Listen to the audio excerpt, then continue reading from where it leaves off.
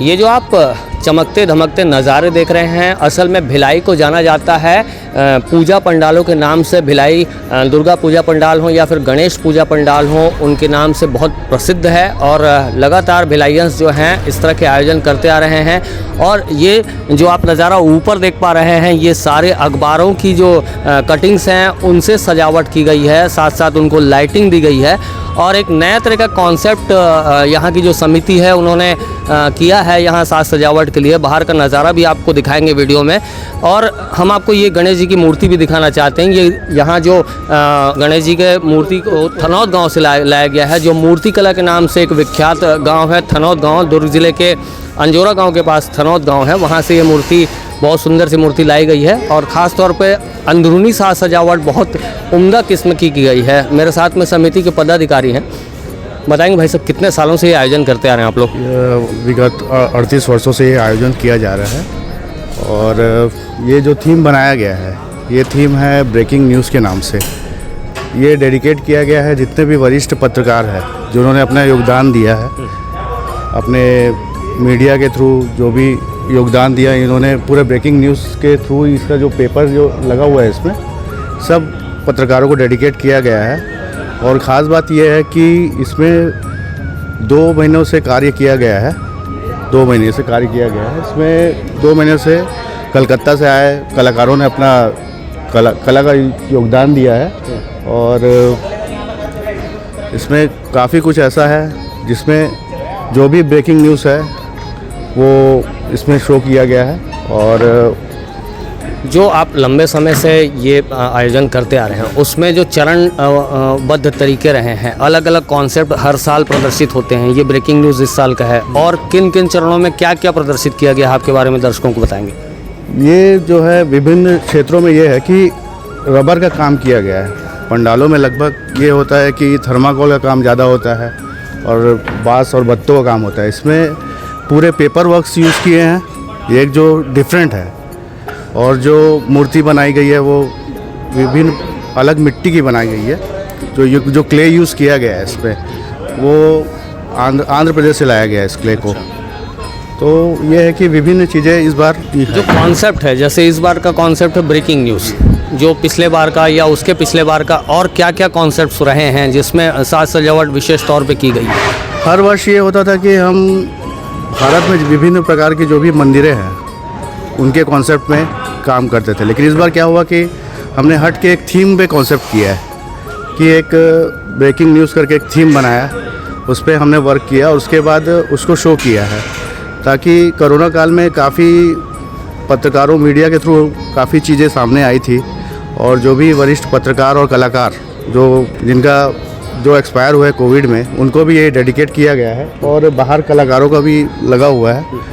जो हमारे यहाँ जो साज सजावट हुई है, जो भी अखबारों की जो कटिंग्स हैं, वो संजोने में कितना समय लगा आप लोगों को, और उसको एक प्रकार से ये माना जाए कि कितने बड़े तादाद में और कितनी बड़ी वजन की संख्या में ये अखबार आपको जोड़ने पड़े, कलेक्ट करने पड़े, उसके बाद ये पूरा कॉन्सेप्ट बन पाया? लगभग 3,500 किलो के आसपास।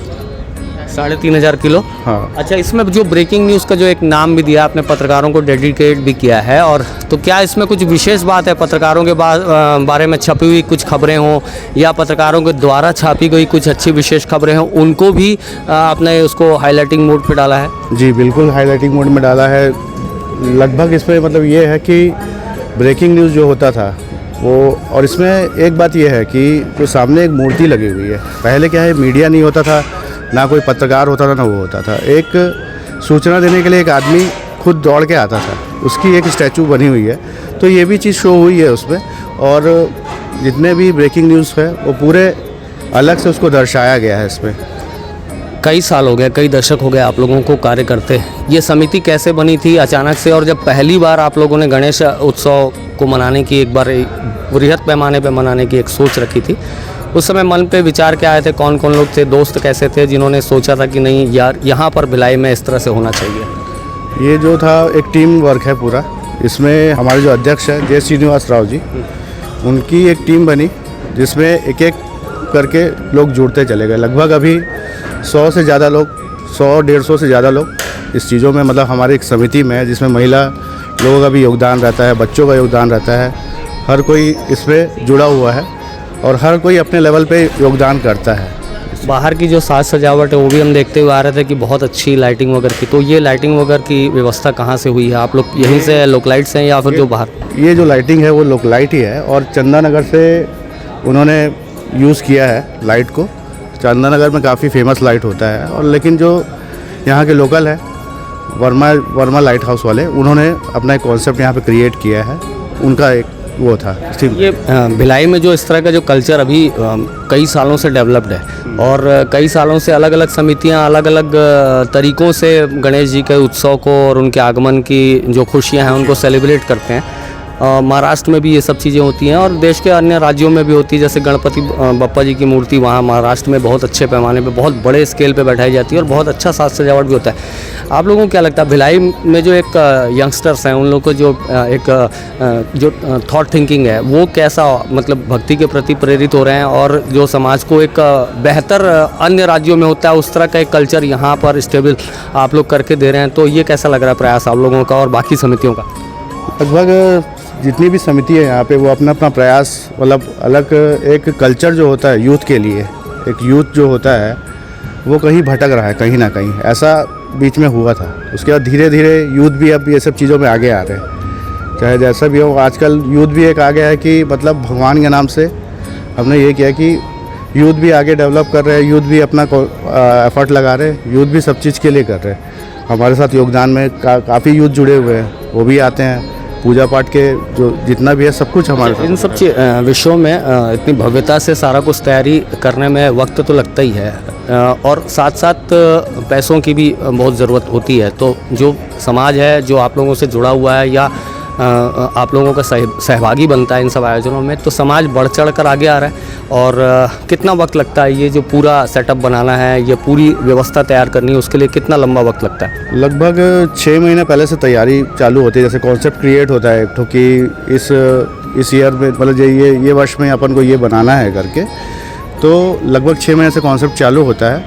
उसके बाद 3 महीने से ये इस पे वर्क होना चालू हो जाता है। 3 महीने में कॉन्सेप्ट क्रिएट होता है कि पूरी कमेटी डिसाइड करती है कि क्या बनाना है क्या नहीं बनाना है। और यहाँ की जो लोकलाइट पब्लिक है वो भी एक्साइटेड होती है कि इस वर्ष क्या बनने वाला है। 6 महीने आगे की सोच रख के आप लोग आगे का प्लान आउट करते हैं। अगले साल का कुछ प्लान आउट किएंगे? कुछ कॉन्सेप्ट अभी से तैयार चल रहा हो? अभी तो फ़िलहाल कुछ है नहीं ऐसा, वो 6 महीने पहले ही डिसाइड करते हैं कि क्या करना है क्या नहीं करना है करके।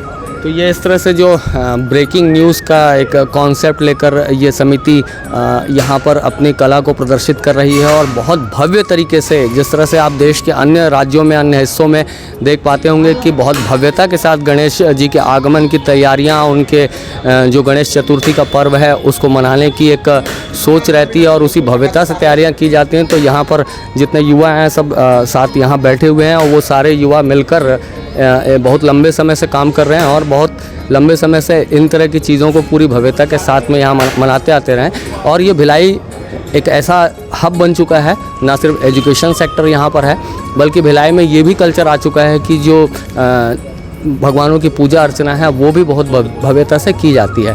तो सबसे पहले इनको बधाइयाँ और यहाँ जो हमारे दर्शक देख रहे हैं वो भी इन नज़ारों को देखें और ज़रूर इनकी सराहना करें, इस वीडियो को शेयर करें ज़्यादा से ज़्यादा। और आपको ये भव्यता कैसी लगती है, आपको इस तरह के आयोजन प्रयोजन कैसे लगते हैं, उस बारे में कमेंट बॉक्स में आपके लिए ज़रूर लिखिए।